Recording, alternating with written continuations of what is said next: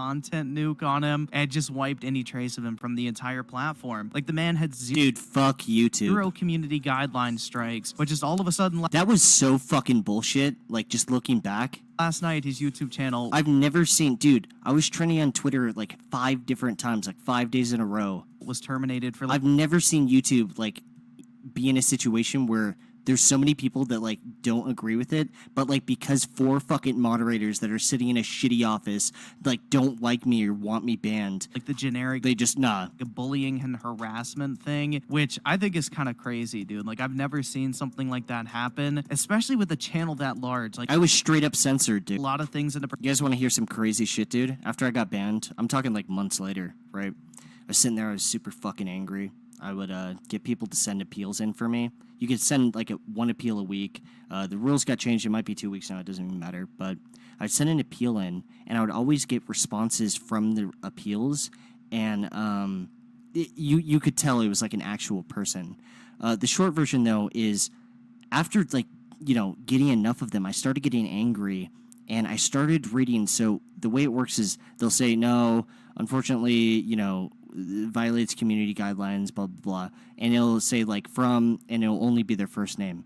So I would get different people a lot, and eventually I started trying to figure out who these people were. And I actually did find out who one of them was.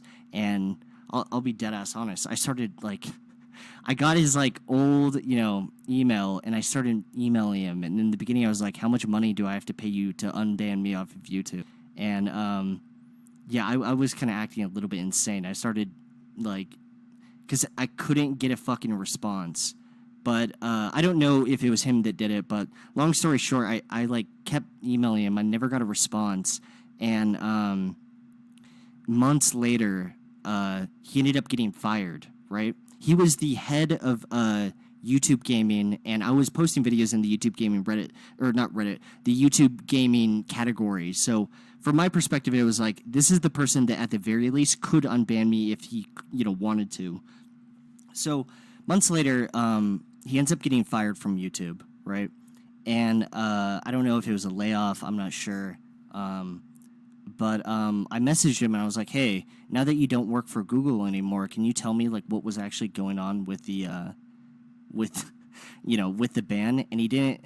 I don't even want to get into it, but perspective. yeah, there was a few months of, and that was just one example. There was like 8 more, but yeah, there was some moments where I was like just so angry about it and was like, I know it kind of acting a little bit. I don't know. That's people ask what I did, you know, after I got banned, and I don't know. That's one of the stories of many. reinforces my original. One of the more interesting ones, I guess. There's other ones are not as fun. Like, yeah, I started going back to school, but you know.